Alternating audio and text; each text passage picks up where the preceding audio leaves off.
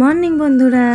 আজ বুধবার আর আজকের দিনটা আমার কাছে ভীষণ আনন্দের, কারণ আজ আমি বাপের বাড়ি যাচ্ছি। বাপের বাড়ি যাওয়ার আগেই সকাল সকাল পায়ে আলতাটাই পরে নিচ্ছি। আমাদের এখানে এটা না পরলে বাপের বাড়ি যাওয়াটাই অসম্পূর্ণ লাগে, তাই আলতা পরে নেওয়ার পর মনের আনন্দটা আলাদা হয়ে যায়। তো সকালবেলার আমার বাসি কাজকর্ম হয়ে গেছে। এখন ঘড়িতে বাজে ওই 10:30টার মতন।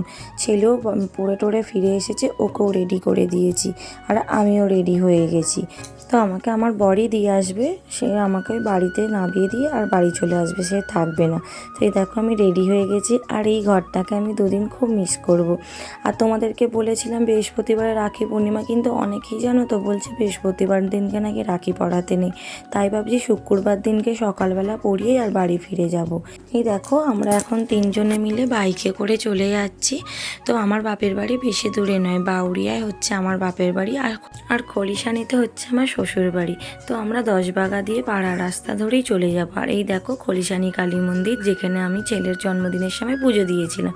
এই দেখো বাপের বাড়ির কাছেও চলে এসেছি। আর এইটা হচ্ছে আমাদের বুড়িখালি স্কুল, এখানেই আমরা ছোট থেকে পড়াশোনা করে বড় হয়েছি। তো এই স্কুলটার মধ্যে না অনেক স্মৃতি জড়িয়ে আছে। তো এই দেখো বাড়িও চলে এসেছি। আর এই দেখো আমাদের কিন্তু ভাঙাচোরা বাড়ি, একটা মাটির বাড়ি আর একটা পাকা বাড়ি, আর একটা আছে কারখানা। তো এই মাটির বাড়িটার মধ্যে না অনেক স্মৃতি লুকিয়ে আছে, তো তোমাদেরকে আস্তে আস্তে সব দেখাবো। দেখো আমার বাপির ছবি মাথার কাছেই রয়েছে। আর আমাদের বাড়ির চারপাশটা জানো, পেছন দিকটা একদম বাঁশবাগানে ভর্তি। বিয়ের আগে না কিছু মনে হতো না, আর এখন নয় থাকলে একটু গাটা ছমছম করে, বুঝতেই পারছো বাঁশবাগান ধার। আর এই দেখো আমার ভাই আইসক্রিম এনে দিয়েছে, তো এখন সবাই মিলে বসে আইসক্রিম খাচ্ছি। চেয়ারে যেটা বসে আছে ওটা হচ্ছে আমার ঠাকুমা। তো এদিকে রান্নাও হয়ে গেছে, ভাতও খেতে বসে পড়েছি, মাংস হয়েছে, শাক ভাজা হয়েছে। আর আমার মাংস ভাল লাগছে না বলে ঠাকুমা ইলিশ মাছ নিয়েছিল, তাই সেইটা দিয়েই ভাত খাচ্ছি। আমাদের এই ঘরের ঠিক সামনেই বুধবারে একটা বিরাট হাট বসে। খাওয়া দাওয়া সেরে ভাবলাম একটু হাটে ঘুরে আসি। আমার সঙ্গে গেল আমার ঠাকুমা। সত্যি বলতে কি, আমার ঠাকুমা আমার কাছে মায়ের চেয়েও বেশি কিছু। আমাদের ছোট থেকে বড় করে তোলা সবটাই ঠাকুমা নিজের হাতে করেছে, এর ঋণ কোনোদিনই শোধ করার মতো নয়।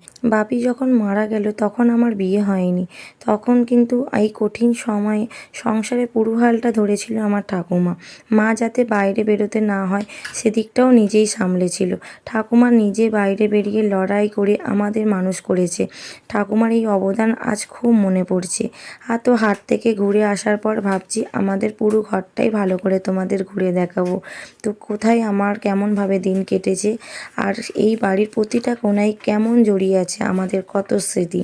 তো এই দেখো হাট থেকে বাড়িও ফিরে গেছি। ও বাড়ির সামনে ঢুকতেই আমাদের টেপা কল, এই কলটাই আমাদের ভরসা। আর এই যে দেখছো এটা কারখানা, এই যে এটা দেখছো এটাই মাটির ঘর, আর একটা পাকা ঘর রয়েছে। এইটাই আমার বিয়ের পরে হয়েছে পাকা ঘরটা, আগে এই দুটো মাটির ঘর ছিল, আর একটা পাকা ঘর হয়েছে আর একটা মাটির ঘর রয়েছে। আর এই পাশেই এইটা দেখছো এটা হচ্ছে কাঠের রান্নাঘর। তো রান্নাঘরটায় রান্না হয় না, গ্যাসেই হয়। যখন এই কালী পুজো জগদ্ধাত্রী পুজো আসে তখনই মানে উনুনটাই রান্না হয়, তখনই আমাদের লোক কুটুম আসে বেশি। আর এই যে কারখানাটা দেখছো এটার মধ্যে আমার বাপির হাতের ছোঁয়া রয়েছে। এই যে ইটের গাঁথনিটা দেখছো, আমার বাপি কিন্তু খুন্তি দিয়ে নিজে হাতে করে এই ইটগুলো গেঁথে গেঁথে তৈরি করেছে এই কারখানাটা। এর মধ্যে দুটো মেশিনও রয়েছে আর অনেক ডাইস রয়েছে, জানো তো সব মরচে পড়ে গেছে। ভাইয়েরা এখন এই কাজ করে না, মিলে কাজ করে। তো এই দেখো এই রবারের কাজগুলো হতো, সব কিছুই আছে, খালি মানুষটাই নেই। এই কথাটার প্রতি মুহূর্ত অনুভব করছি। আমার বাপি যখন ছিলেন এই বাড়িটা যেন উৎসবের আমেজ ভরে থাকতো। বাপির স্বপ্ন ছিল যে তার দুই ছেলে একদিন বড় হবে, নিজেদের পায়ে দাঁড়াবে এবং পরিবারের দায়িত্ব নেবে। তো এই কারখানায় নয় আজও ঢুকতে ভয় লাগে, জানো তো। তাই এই ঘরটা খুব একটা পরিষ্কার করা হয় না, ওই পুজোর সময় হলেই লোকজন আসে তখনই ঘরটা ব্যবস্থা করা হয়। কারণ এখানে নয় প্রচণ্ড ঘামের উৎপাত, জানো তো। এই সিলিংটা যতবারই লাগানো হচ্ছে ছিঁড়ে ফেলে দিচ্ছে, তাই এই ঘরটা কিছুই ব্যবহার হয় না, টুকিটাকি জিনিস থাকে আর ভাইয়ের গাড়িটা থাকে। চলো বাকি ঘরগুলো পরে তোমাদের দেখাবো, এখন মোমো বানাবো সেটাই ব্যবস্থা করে নিচ্ছি এখন। তো এই দেখো আমি এখন বেলে নিচ্ছি। তো ভাইদেরকে নয় মাঝে মাঝে এইসব একটু আধটু খাওয়াতে না আমার খুব ভালো লাগে, কারণ বাড়িতে তো আমি সবসময় তোমরা দেখেছো রোজগারে যাও না যাও বানায়, কিন্তু ভাইদেরকে নয় করে খাওয়ানো হয় না। ওদেরকে বলি যে একটু এগিয়ে আয়, আমি গিয়ে দিয়ে আসছি, নাহলে জামাইবাবু এসে দিয়ে আসবে, কিন্তু ওরা আনতেই যায় না। সবসময় কি এসে দিয়ে যাওয়াটা সম্ভব বলো না?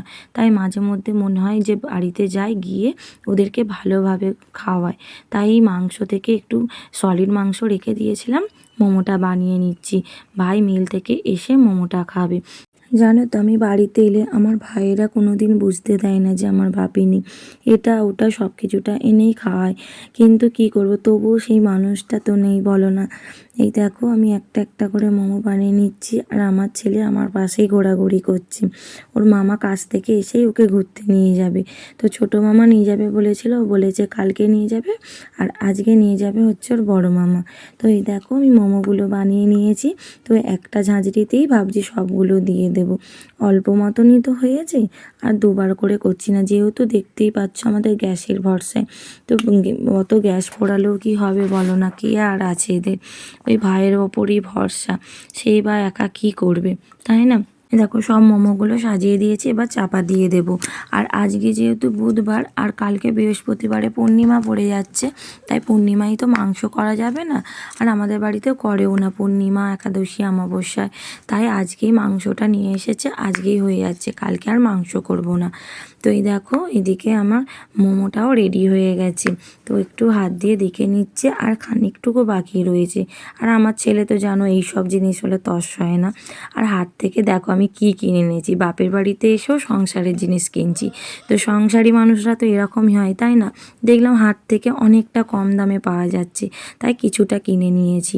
তো এই সবিন নিয়েছি, শুকনো লঙ্কা, লঙ্কা গুঁড়ো, আর ওই ব্যাট চিপস, তারপরে হচ্ছে মুসুর ডাল, মটর ডাল, বাসন মাজার সাবান, মটর কড়াই, হলুদ গুঁড়ো, জিরে, পাঁচফোড়ন, আর একটা নিয়েছি বোতল পরিষ্কার করার পাউডার।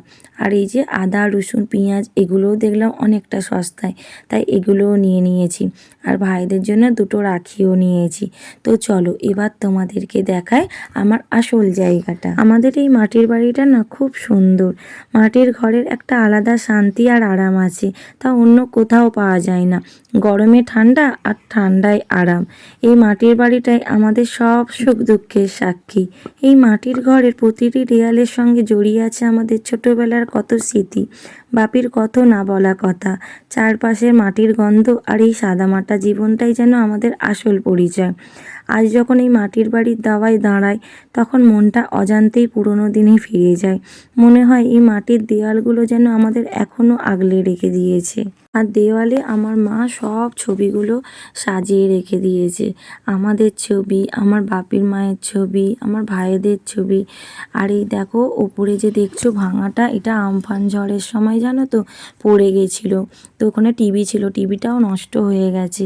আর এই যে পুরাতন এই আলমারিটা, এর ভেতরেই রয়েছে আমাদের গুপ্তধন, মানে এই যে ছবিগুলো। এগুলো দেখলেই আমাদের পুরাতন দিনের কথা মনে পড়ে। এই দেখো আমার বাপি ঘর না করে তখন কিনেছিল টিভি বক্স, এইসব কিনেছিল। আমার বাপির খুব শখ। আর এই দেখো আমার ছোটোবেলার ছবি, আমার ভাইদের ছোটোবেলার ছবি। এই দেখো ছোটোবেলায় আমি কীরকম ছিলাম। আর আমার বড় ভাই আমার ঠাকুমার কোলে। আর আমার যখন বিয়ে হলো আমার দুটো ভাই এরকম, এখন কিন্তু অন্যরকম হয়ে গেছে। তো এই দেখো আমার এদিকে মোমোটাও রেডি হয়ে গেছে। তো সবার আগে আমার ছেলেকে দিয়ে দিই, কারণ আমার ছেলে বায়না করছে, ভাত মুড়ি তো খাবে না, এই সব দিলে তো রেডি একদম। তো ওর মামাদেরকেও দিয়ে দিয়েছি। তো আমার ছেলেকেও বার করে দিয়েছি, মামার সঙ্গে ঘুরতেই যাবে। ও এলেই ওর মামারা ঘুরতে নিয়ে যায়। যেহেতু এখানে দাদু নেই, দাদুর ভালোবাসাটা পাচ্ছে না, তাই ওর মামারা সেই ভালোবাসাটা পূরণ করে দেয়। তাই দেখো মামাই ঘুরতে নিয়ে যাচ্ছে, বাইক নিয়ে যাচ্ছে না। আমাদের রাস্তাটায় না প্রচণ্ড কাদা, আর আমাদের এখান থেকে না রোডটা সামনেই, তাই বললাম হেঁটে হেঁটে নিয়ে চলে যা। তো এই দেখো মামার সঙ্গে ঘুরতে গিয়ে কী কিনে এনেছে, ফুচকা, চিপস, ফুটি, বিস্কুট আর এই যে জেমস লজেন্স, আর আমাদের জন্য ফুচকা এনে দিয়েছে। তো চলো এখন বসে বসে ফুচকাটাই খেয়ে নিই। তো আজকের এই ভিডিওতে তোমাদের সঙ্গে অনেক স্মৃতি শেয়ার করেছি, তোমাদের দেখাইয়েছি আমার বাপি কোথায় কাজ করতো, কাজের ছবি, কেমন ছিল তার জীবন সংগ্রাম, অনেক কষ্ট আর চোখের জল নিয়ে এই ভিডিওটা বানিয়েছি। কারণ প্রতিটা মুহূর্তে বাপির অভাবটা খুব বাজেভাবে টের পাচ্ছি। তবে এই শূন্যতার মাঝে একটা সান্ত্বনা আছে, আমার পরিবারের সবাই আছে। বাপি স্মৃতিগুলোই এখন আমাদের শক্তি। তিনি যেখানেই থাকুক ভালো থাকুক, আর যেন উপর থেকে তার সন্তানদেরও আশীর্বাদ করে। তো ভিডিওটা আমার এই পর্যন্ত, দেখা হবে নেক্সট ভিডিওতে। যদি ভিডিওটা ভালো লাগে তাহলে সাবস্ক্রাইব করে পাশে থাকবে। Bye bye.